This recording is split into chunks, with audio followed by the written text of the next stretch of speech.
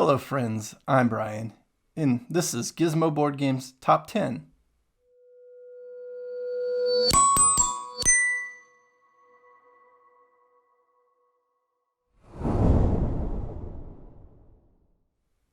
Times two, a top 20 from Gizmo Board Games here as I look back at my favorite games that I played this year, 2022, that sounds weird to say, that were new to me. These aren't games from the year 2022. In fact, I've only played a handful of games from the year 2022. I don't get exclusive access or anything. I pretty much have to wait for the game to come in and be able to purchase it in order to play it.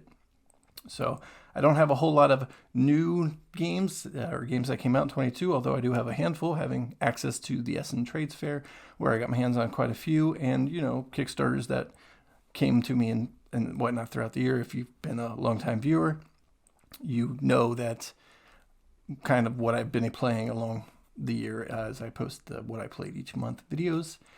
And if you're a new viewer, welcome. Thanks for coming. If you like this video, or even if you don't, subscribe below and come back and see me again and give it a thumbs up right now ahead of you even knowing what's going on. If you're a longtime viewer, you know I will have done this, or I did do this. I did do it. Back in July, I went through, at that time, the top 10 new to me games I played in the year. And now we're looking at the whole year as a whole, so you might see a lot of repeats.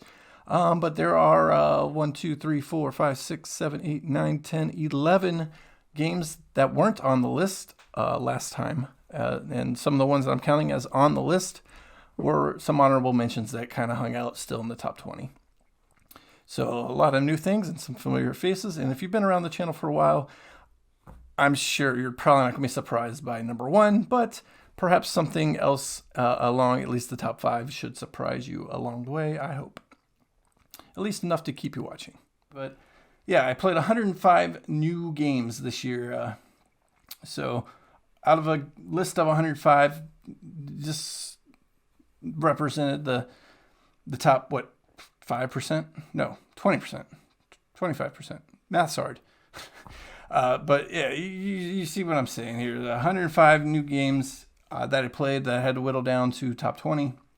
I used Pub Meeple. Basically every game I played this year. I put a cutoff at 7 on the BGG scale, doubling my Gizmo scale, because my Gizmo scale's out of 5. But so basically everything 3.5 or better, I threw into Pub Meeple, and then I ranked them against one another in a way that at the moment, which did I prefer?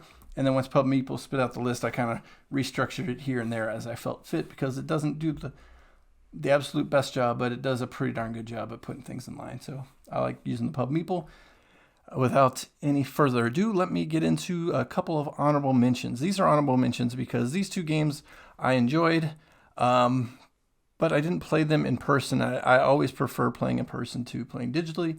And the two honorable mentions I'm going to mention are games that I played for the first time this year, but I played them digitally, either on Tabletop Simulator for one, and Board Game Arena, which is an online gaming site. If you want to check it out, go ahead. But I played the other one there, and I only played it solo. I wanted to play the game and feel it out, and I'm sure both of these would likely be on the list if I had played them for real in person, and in the case of one of them, definitely with other people. But it had a pretty good solo mode. And they both have me excited to try them out for real. Well, not that I didn't play them for real, but I hope you know what I mean. Stop beating around the bush now. The first one is A Feast for Odin. I played this one on Board Game Arena. I heard a lot about it. Everybody loves it. Uwe Rosenberg, very well-known game. Meaty game, worker placements where there's just everywhere to place your workers. So I've been intimidated by a little bit, but I know it's a game everybody talks about all the time, and I was really excited to at least dig in and give it a try in Board Game Arena. But I played it solo because I didn't want to hold back gamers or go against people who knew the ropes. So I wanted to just give it a try by myself.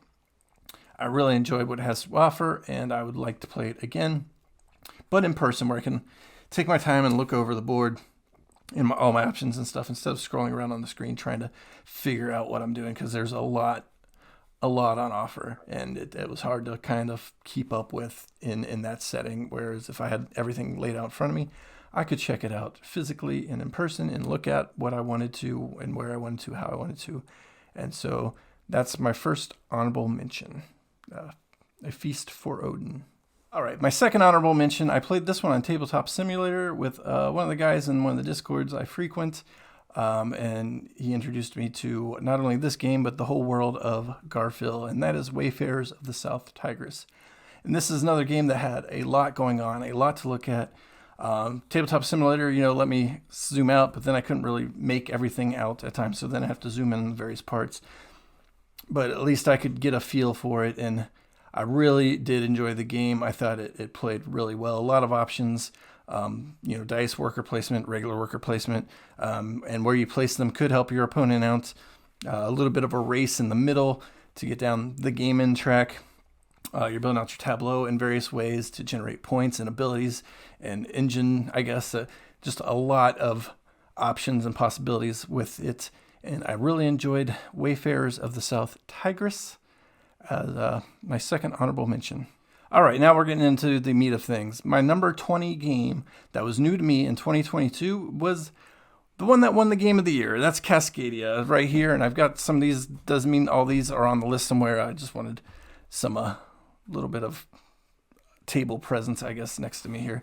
But Cascadia, yeah, my number 20. It was on the list in July after I first got it. It was number 4 back then, so this is going to be the biggest faller as well. And it's not to say Cascadia is a bad game. In fact, it's really enjoyable. It's an easy one to pull out. Introductory game to get to new gamers, old gamers alike. It's got something for everyone. It looks great on the table. It plays fun. It's just lighter than I like, and I played it a lot. And I played it in groups. I played solo, and I don't want to say it's worn out its welcome because it's still very fun. It's just I played it a lot, and in each play, like. It wore on me a little bit, I guess. I don't know. I don't want to say I don't like it. I do like Cascadia. It's my number 20 game I played the year. I just like heavier games more, meatier games more. And this, after so many plays, I'm just not as high on it as I was when I first started playing it. But that doesn't mean I'm not high on it. I really enjoy it. And I can see playing it for years to come in any situation. So I really like Cascadia, my number 20 game of 2022. My number 19 game of 2022 was also on the list in July. It's a semi-co-op game where there's probably a traitor amongst you, and you're going around as a knight of the round table. It's Shadows over Camelot. I really like this game. I thought it was fun. I like cooperative games, but I also like the twist on the cooperative game in that there could be someone working against the group. And in our situation, the first game there wasn't, and we lost. And the second game there was, and we lost. So it's not an easy game either way, but not as hard as another one that's of a similar ilk that I have, also Dead of Winter. Dead of Winter, I think, is, I won't say impossible, but pretty darn hard regardless. Shadow over Camelot was winnable. For sure, the traitor was the reason we didn't win it the second time, because we thought we did win it, and then the traitor mechanic came out at the very end and said, no, you didn't. But it's just really enjoyable. It's one that's a little bit hard to get your hands on, so if you want to send me a copy, I'd love it. But yeah, I got this from the library, played it a couple of times, really enjoyed Shadows over Camelot. That was my number 9 back in July. It fell 10 places to number 19. Through no fault of its own, really, just through the fault of there are other things I liked more. Speaking of something I liked more, this one didn't fall as much, so it actually leapfrogged the previous two because it was on the list in July as well. Back then, it was my number 13 game, so it was just an honorable mention. My third honorable mention, I kind of counted 11, 12, 13, and 14. I had 4 honorable mentions back then, and I just kind of threw them in as 11 through 14. So this is the one that was kind of my number 13 game back in July, and now it's my number 18 game, so it fell 5 places, but still on the list. Still want to really enjoy, and I like this game at every player count. And I played it at a multiple of different player counts. It's made for 1 to 6, and it's right here next to me. It is Libertalia, Winds of Galecrest, and it's just a great game. There's so much variety to this game. You're playing 18 cards per game. from a deck of 40 where everybody's playing the same cards, but it's a matter of when you play them, how you play them, and you're sending pirates out and trying to bring back treasures from the island, and then you're activating ship abilities and character abilities, and you're just trying to have the most booty at the end of the day, the end of the sailing. I might have to edit this out, but I'm trying not to edit as much, so I apologize if I keep this in as I continue to ramble. But Libertalia wins the Gale Crest. I really liked it when I first got it, and I like it kind of more now. I don't know, or it hasn't. I thought maybe I would get kind of tired because it is kind of take that-ish at times. It's not terrible take that because I don't like take that, but the take that in this game is kind of from your card plays, and it's less picking on certain people and more just the actions lead to some of the take thatiness of the game. But I really liked it. It's really grown on me. It's got a great 1 and 2 player mode that feel just like you're playing with 4 or 5 players, or well, I guess in both cases with 3 players, but it feels like it's a multiplayer game even when you're playing with just 1 or 2, and it's great. It's very interesting how that works in both regards, and it's different in both regards. It's not a tacked on 1 or 2 player game. There's a lot of thought put into those player counts. My number 17 game that is new to me in 2022 is new to the list. It's the first new to the list game of the 11, like I mentioned. So we're going to be seeing a lot of new to the list. That means I just played the game since July. And obviously, recency bias is probably part of the reason. But another part of the reason is just games are enjoyable. So my number 17 is Creature Comforts. This is a game I played with my family. I really enjoyed it. It's great little easy worker placement dice workers, and you're not always going to get what you want out of your workers. You place them out, but if you don't roll the dice or the dice don't come up the way you need them to, you might be coming back kind of empty-handed, but you're not fully empty-handed because you get a manipulator that you can use on future dice rolls to help you out later in the game. But it's just a cute little creatures going out in the world and setting themselves up for winter is the concept of the game. It's easy to understand, but there's plenty of depth in the thoughts and trying to maximize what you can do. I played with my mom and my daughter and my wife and my other. We've played this, with my game group. We played it once or twice even, and everybody enjoyed it. It didn't matter the age group. Nobody thought this was like too kidsy or not. It's another one that I could see pulling off the shelf frequently, especially with new gamers and young gamers. So that's my number 17 game. It's Creature Comforts. And I'm going to grab a tea real quick while we think about number 16. All right, number 16, game of 2022 that was new to me is another 2022 game. And Creature Comforts was a 2022 release as well. So back-to-back new games that were new to me as well. 16 come together. I don't remember if I said that or not. But this is a worker placement where you're building up a music festival over the course of 3 days. You're putting stages together, you're building tent areas, you're hiring acts, and you're just trying to put on the best performance to appease your crowds, and you're appeasing the media's kind of the points at the end of each round and the end of the game.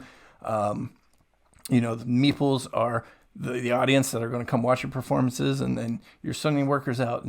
But your workers, when you place them, you don't get what you're doing right away. You're kind of reserving a card for later, but you may or may not be getting a bonus action immediately, depending on your placement. And then when somebody activates a whole row, depending on how many people play in that row, you'll get a bigger bonus. So you kind of want to wait to activate and get your cards until you can maximize that movement down the tracks, because other people also played into one of those 4 sectors. And it's really neat. It's an interesting take on worker placement with a little tableau building, and it's just, I really like the theme. It's a lot of fun. Good new mechanics, or at least new spins on some of the old worker placement mechanics. And I really like the theme. I think I said that already, but it's really neat. I'm a big Beatles fan, so like the title itself already attracted me, and the game plays just as well as I was hoping. So come together, my number 16 game of 2022. All right, my number 15 game that is new to me in 2022 is another 2022 game. That's 3 in a row. That's think more coincidence than anything, but maybe not. I don't know. It's a big box, big table presence, big money, big everything. Foundations of Rome. It's a neat little, really in the end, it's just a tile placement game, polyomino, but just the production of the minis that you're building out in the city of Rome. It's great. The game plays really simple. You're only going to do one of 3 actions, and then you're going to score points at the end of each of 3 rounds based on how the buildings are placed out. And it's not just your buildings, but how the buildings of everybody is placed. I really liked Foundations of Rome, but not as much as I was hoping I would. Like, it offers plenty to do, but in the end, I will grant I didn't play much with the modules that are included in the box too. I think we only played with 1 module in all of my plays this year. So maybe once I mix that in, it'll climb. I'm not say climb, like it went from 7 to 15. It fell 8 spots, and it's still in my top 15 of the year of games I played. Just after a while, it kind of got a little bit samey in a way, but there's plenty of variety in there. I don't know how to explain it. It's good. It's just not as great as I was hoping, especially for the money I put into it. And I kind of knew that going in. Like, you're paying for the presence more than the gameplay, but it would have been nice for me to have a little bit more variety of gameplay, I guess is what I'm saying. But that's taken with a grain of salt because there is variety in the box that I haven't touched. So in all fairness to Foundations of Rome, there's still plenty for me to explore, and it's still my number 15 new to me game in 2022. My number 14 new to me game in 2022 is The Crew Quest for Planet 9. I really like this. I really like trick-taking games. Did I say that right? I think I did. Trick-taking games. I really like that. I grew up with, spades and euchre. Those are kind of the big 2, at least to me. I'm sure there's others that I don't remember offhand. But this one wasn't on my previous list in July, so it's new to the list now. But it's a trick-taking game that you're cooperative. You're not playing, as a team against another team or however some of the other trick-takings go. But this one, you're all working together to meet certain quests. And I've heard the Undersea, what is it called? I don't remember. But the other version of it's actually better. This is just the one I happen to have got. So this is the one I play and the one I know. So I'm excited to maybe try the other one. But I am excited to finish because there's a storyline that you're kind of playing through, or a quest line, or whatever you want to call it. And I've only played like 15 to 20 of the 40 that are offered, so I've got plenty of new storyline. The story is weak, but the next step of adventure, whatever you want to call it, there's still plenty in the box for me to explore, and I'm looking forward to exploring it in the future if I can get a single game group to be the same. I've started with twice with 2 different groups of people. We'll have to see. But I look forward to playing The Crew with a crew of people, hopefully through all 40 of the adventures that are in the box. All right, my number 13 game that was new to me in 2022 is another new one to the list, not seen in July. It's Viticulture World. This is the cooperative take on the very, very popular and one of my favorite games, Viticulture. Viticulture World, you're cooperatively building your vineyards and working together to help each other's vineyards be the best they can be, because you've all got to meet certain requirements and you got to make a certain goal of level 8s, whatever. You've got to not only focus on your own points and the points of people around you, but you got to make sure you're meeting basically a quest that's given depending on which story you're following. And it comes with 7 or 8 different, continents or stories or whatever you want to call it in the box. So there's plenty to explore. In fact, there's plenty for me to explore. I've only played the introductory and I've only played solo. So I'm really looking forward to playing this with a group of people instead of just myself and Animabot. But I liked that little bit of play of the intro and solo enough to say this was my number 13 new to me game in 2022. And I look forward to playing it for real and playing it more and getting into more of what is at offer, because I barely scratched the surface of the box. All right, speaking of barely scratching the surface of the box, another new to me game in 2022, and I don't remember if this came out in 2022 or 2021, but it's pretty new in overall anyway. It's right here next to me. It's Welcome to the Moon. And this one, there are 8 different boards, stories, whatever you want to call it, that you play through. And there's a whole campaign mode built in here. And I've just been playing through kind of the tutorial of learning how to play it and learning what the boards do. And so while this can be a group game, I'm very happy with just playing it solo. It's fine for me. I'm enjoying it a lot, and I'm really looking forward to digging into the campaign mode and seeing what is really to offer, because I know there's packets of cards that I haven't even opened yet that go with the game, and I've enjoyed it so much. It's been a while since I touched it, so maybe I'll pull this one out and set it. Maybe I'll set it here on the table for me for later. Right now, there we go. I'm committed to it. It's on the table. I got to play it later. All right, that was my number 12 new to me game in 2022. Welcome to the Moon. My number 11 new to me game in 2022 is also sitting right here next to me. It's Marrakesh. It's the new Stefan Feld game that came out in the Cities collection. I've got the whole Cities collection, or at least the 4 that I released, and this is my second foray into Feld, because a different game that may or may not be shown up later on the list was my first foray into Stefan Feld and the City collection. I've still got a couple more to unwrap and look at. And Castles of Burgundy's on the way, and I'm excited for that next year, because that one's a well-regarded Stefan Feld game as well. Marrakesh, I really did like. I played that, just one time. I like it. It's got a lot to offer, a lot of variety. There's a couple holdbacks for me that kind of keep it from being higher on the list, because I know a lot of people really think highly of it. And a lot of people think that the holdup, or whatever you want to call it, the problem with the game is the tower and the Keshi's not catching. And I don't have a problem with that. I'm fine with the Keshi tower may or may not be working. I don't know. It worked for me when we played. It caught a handful of Keshis through the course of the game. It's not going to catch them all. And my thought is it's not meant to catch them all. It's not meant to guarantee, some are going to get caught every round. It's the chance that some are going to get caught for a round. And the next round, they might all come out and you'll have more.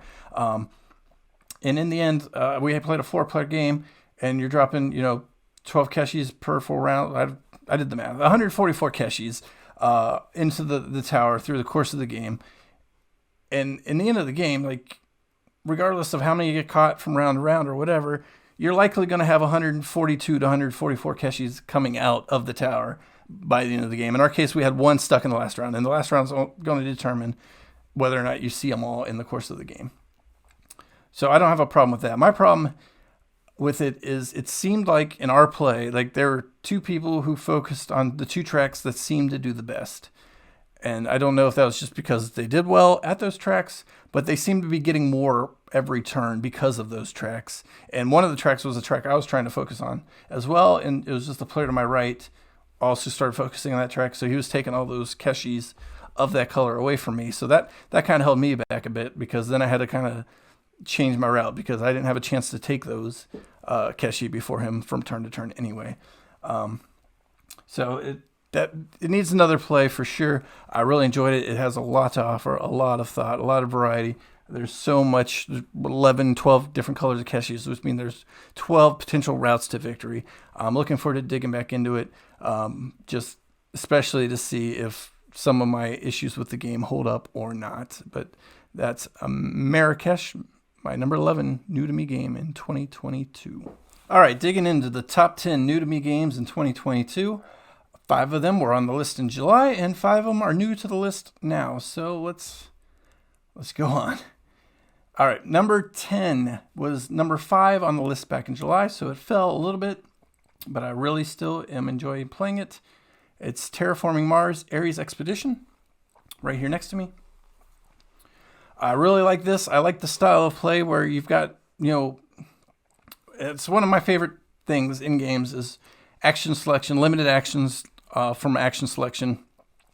And usually it's going to become from a certain number of cards in your hand or whatever the case is. But I like when you've got to manage your action selection, you've got to manage your resources. In this case, the resources are the cards you're going to use. So, or at least not all the resources, but the currency of the game comes through cards you use. If you're not playing them in your tableau, you can sell them back as money, and then you can't use it. So It's very much like another one of my favorites, Race for the Galaxy, is Terraforming Mars, a kind of take on Race for the Galaxy. I played half a game of regular Terraforming Mars, and it was fun, but it was long and it kind of drug. And this one does kind of get long too, but I only played this out not solo, I think once or twice. And I don't mind games taking a while when I'm solo anyway. You know, I'm going to sit down and play my games for as long as I want. I can pause when I want stuff. I'm more worried about like how long they play when I'm, got a limited time with a group. So that's a little bit of a holdback. But Terraforming Mars, I just like the action selection. I like the resource management, the building the engine you're doing with your Tableau, and the race to be the one who helps terraform Mars the best. Like I said, I played this one mostly solo. I struggle at it solo, and I'm looking forward to the new expansions that come out that change up the solo play and add, I think, a cooperative style of play. So it would be good to get back into this in 2023 with those expansions and make a whole new game of it, because I played it quite a bit in 2022, and so it'd be nice to pull it out and play it slightly different in the future. All right, my number 9 new to me game in 2022 is Space Base, and this is a weird one for me because while it's number 9 on my 2022 list, I kind of don't like the game, and that's not a fault of the game. It's a great game. It's such a fun game. My problem with the game is the randomness, and I hate randomness. I'm so bad at randomness. I don't like random in the games, and that's what this game is. It's kind of an engine builder based around dice rolls, and I don't like the randomness, but I do like the fact that you're active on everybody's turn.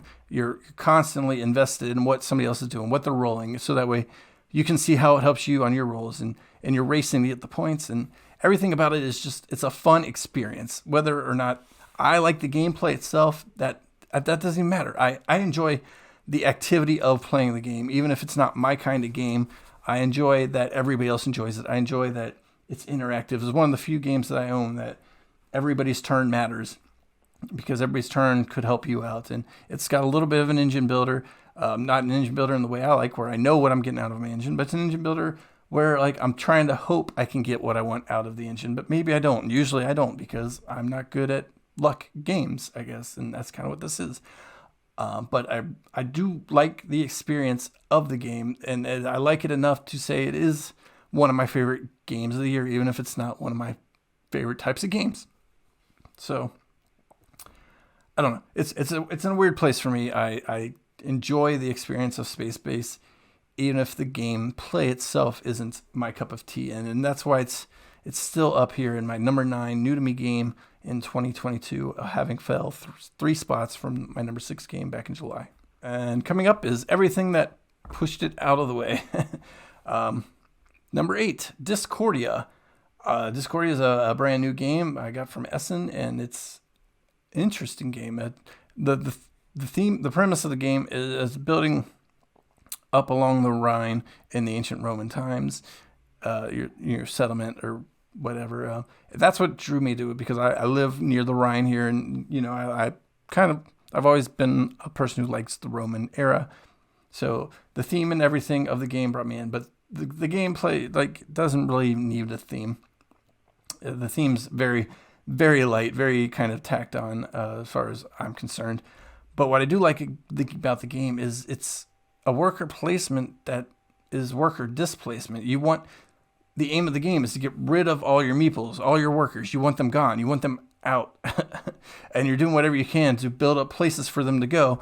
And then you're using dice drafting. So again, with the dice rolling, but in this case, you're taking actions based on the rolls. It's a dice draft. Not I'm relying on the dice, but I'm just utilizing which dice works best for me in the moment, and utilizing that to manipulate my board of things that just grows from round to round to get rid of all these workers that are piling up. And I just want to do things to give these workers somewhere to go. And it's just so unique. And if there's another game like this, please let me know, because this is the first time where I don't want to have workers in a worker placement game. And it's just a neat concept. I really enjoy it, even if it's not the greatest of games. saying to me in a way that I wasn't expecting when I got it out. It was not the game I was expecting when I bought it, and I'm happy with the purchase, and I'm looking forward to playing it again. That's Discordia, my number 8 new to me game in 2022. All right, my number 7 new to me game in 2022 is another game that I got from Essen that came out in 2022, and I think it's now available widely. Lacrimosa. It's you're finishing up the work of Mozart after his death. I've always been a big fan of Mozart, as much as I can be. I'm not super big on the classical music, so I'm not musically inclined or anything. But the theme is neat. I've got a kind of my first take review. If you want to check that out, I'll try to put that up there for you. But Lacrimosa, it's another one of those games where you're just using your action cards in a way that it's so tight. You've got literally 20 actions in the game, and you've got 5 different actions you can do. And you can't. I wish I was more eloquent. I'm sorry. I apologize. I'm not the best speaker talker person, but you can manipulate the board and do things on the board. You're trying to fill out the area control at the bottom of the board for the Lacrimosa and get points. That's where a lot of the points are going to come from. But also you can go to the top of the board and draft new cards that are going to help you earn money or just make your actions better. You don't want to remove cards that could be useful to you in the future because you can replace your actions accidentally. You've only got so many. You're always only going to have 9 cards. It's a deck builder where you're building your deck by replacing it. You're not building it. You don't keep the cards you had if you replace them. It's unique in that regard. Every turn you're wasting 2 cards of 4 in your hand. So one of them's going to be your action. The other one's going to be your resources for the future. And the cards with the better actions are going to have the better resources. So then you got to balance like how much do you want to do now versus how much do you want to prepare yourself for the next round. It's just a lot going on. It's a really good game. I really enjoy it. It's Lacrimosa, and I know a lot of people also have pretty high praises for it as well. All right, my number 6 new to me game in 2022 is another Garphill game. I mentioned one in my honorable mentions, and now I'm mentioning one here, all the way down at number 6. It's new on the list. It wasn't here in July. I didn't play it until more recently than that. It's Raiders of the North Sea. It's a worker placement Viking game where you're kind of going to the city with your workers to generate resources so that we can go raid the villages to generate more resources and more points. And it's a neat game. It's a game where like every turn you're going to play 2 workers. One of them you're going to place on an open spot, and one of them you're going to pull from a used spot, and that's it. And you're going to take those 2 actions, and as more players move around things, your actions might end up changing order. You might have thought you were going to play this action first and then take an action there, but now that spot's taken, so you can't play the action first. So now the action that you need to do is your second action. So then you got to figure out, what am I going to do with my first action so that way I can do that action and pull that worker.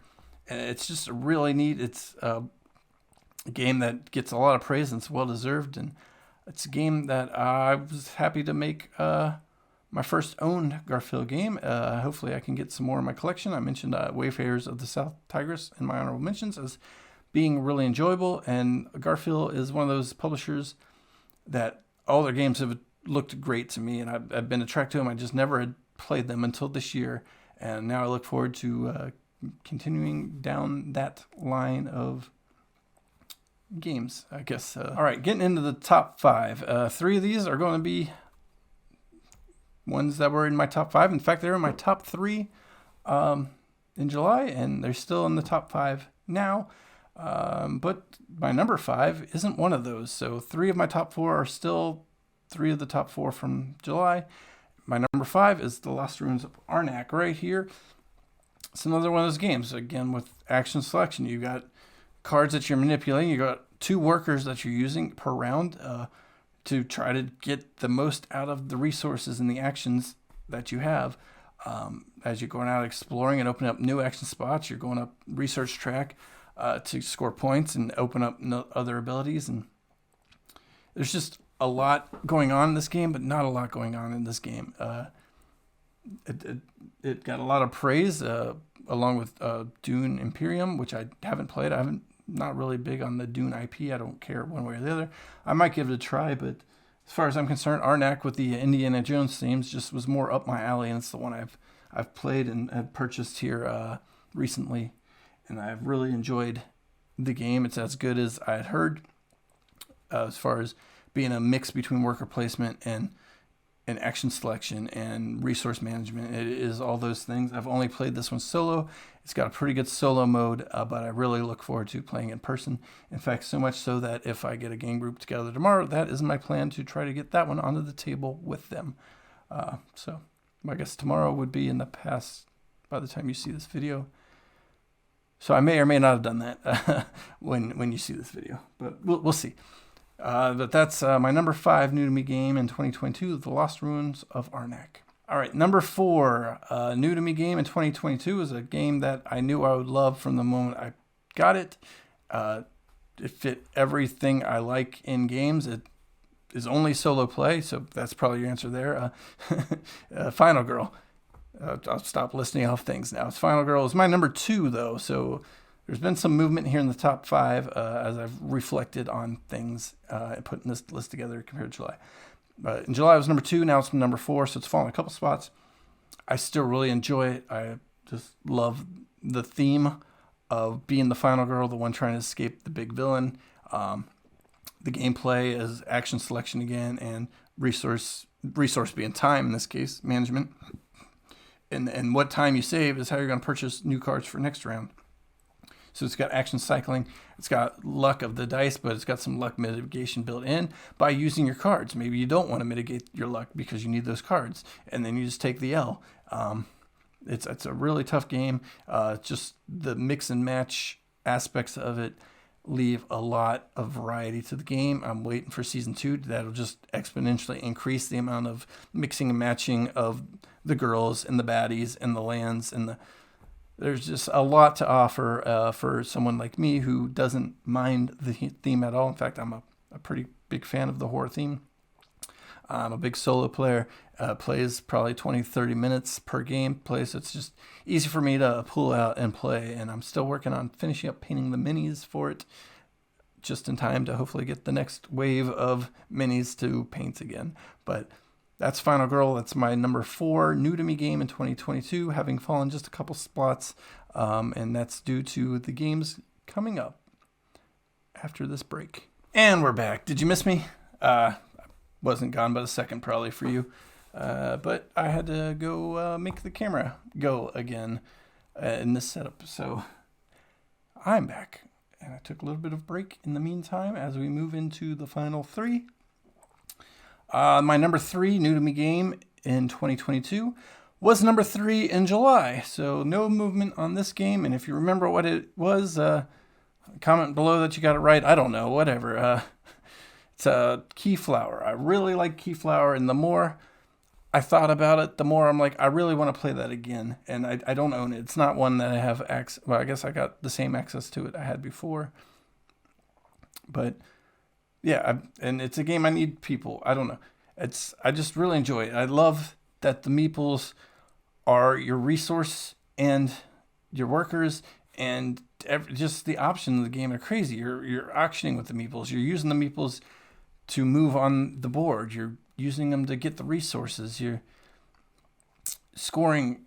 You got to remember what colors people have. You got to remember how many of each color people have. If you're trying to min-max, to make sure you outbid them and outdo what you want to do, what you want to accomplish. And you've got a couple of end-game cards that you may or may not play in the last round. And even if you do play them, you might not win them. Somebody else might be taking the card you thought for sure you were going to score on away from you in that final auction round. I thought Keyflower is a really neat, really fun game. That's worker placement and auctioning and it's been so long I don't remember what all it is, but it's just an exciting take on using meeples to build your tableau, and you're using the worker meeples on the tableau and to get the tableau, and you can play on other people's tableau, but in so doing you're giving them the access to those meeples that they can use against you next round. It's just a lot going on, and it's really enjoyable, and I want to play it again now, and that's why it hasn't moved.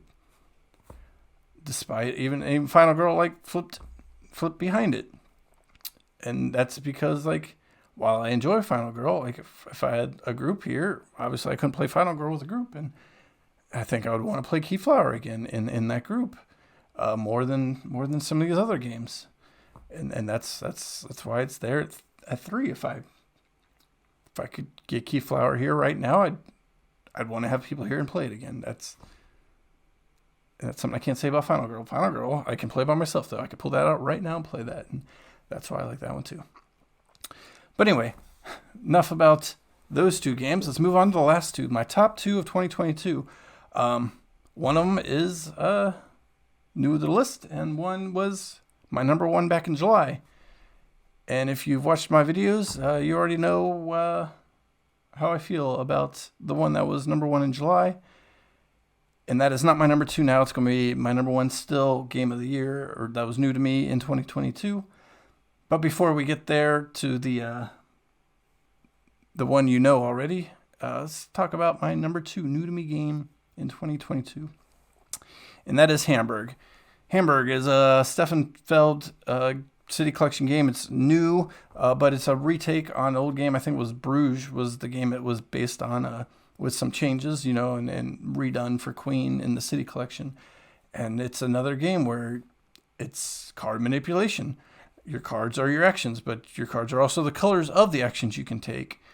And you're just trying to build up cities or play out zoos, and you're needing, workers to build plots. And if you're playing with the expansions, you're using those workers to do other things. You're constructing a wall around your city, and you're paying for the wall, and you're trying to make money. And the dice, you're rolling 6 different color dice, which correlate with the 5 different color cards. And then the black die is, it's there to work a calamity kind of against you.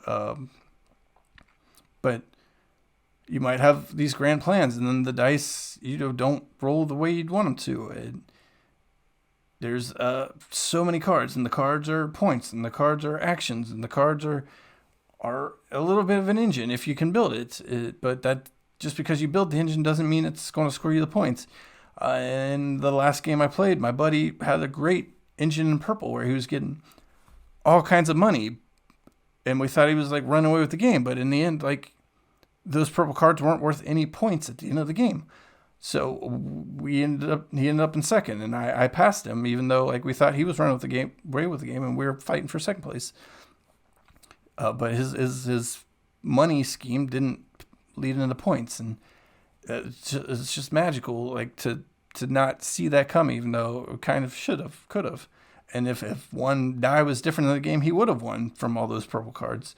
So I don't know. It's just great. The more I think about it, the more I like just everything that is in Hamburg and all the crunchy decision making that goes into it, because you've got to figure out what colors you need to try to get the money and get the workers and to fight against the calamities, so you don't lose your money and workers or the plots you're playing out. And you want to be the first one to 5 different things, and then you want to play defense because at the end of every round, whoever's by themselves in first place in one of the 5 tracks gets bonus points. So you want to get those bonus points, or at the very least, you want to stop someone else from getting those points. So you might not have wanted to build a wall, but everybody else is building walls. And now if you want to stay in that game, you've got to build the wall too. It's just remarkable. The more I think about it, the more I really enjoy it. I played it solo, I played it in groups, and I've only had the game for like a month. And I'm really excited to dig into the rest of what Feld has to offer. If I've heard about Bruges, but not as highly as some of the other games. So it's just crazy for me to think about what else could be coming in my future. But anyway, that's the future. We're talking about 2022. Hamburg was my number 2 game of 2022. That was new to me, leading to the number 1 game new to me in 2022. It shouldn't be a surprise to anybody. It's Ark Nova. It's a game that just flew up the BGG. track. It's a game that I adore. It's a game everybody adores, I think, and it's Ark Nova. It's action selection. It's resource management. It's tableau building. That is a zoo, and some people don't like the art. I like the art. I like the realistic art. If I want to see the animal, it's a picture of the animal. It's not somebody's drawing of an animal. It's a picture of an animal. I like the sponsors, and maybe you don't even play animals. Maybe you're just winning the game because of sponsors. And conservation. Conservation is a big key to the game. It's got the dual tracks, and I know it's not the first game to introduce it, but to me it is. I didn't play what's it called? There's other games that the track comes from, but yeah, and then crisscrossing the track is what signifies the end of the game. So you need to focus on two different areas. You want to build up the zoo and get the tickets, but also you want to build up the conservation and get that route going. And you want to push on the research track, so that way you got more options outside of your hand. Because if your research and your cards are upgraded the right way, you don't even care what's in your hand so much as if the board looks better than your hand.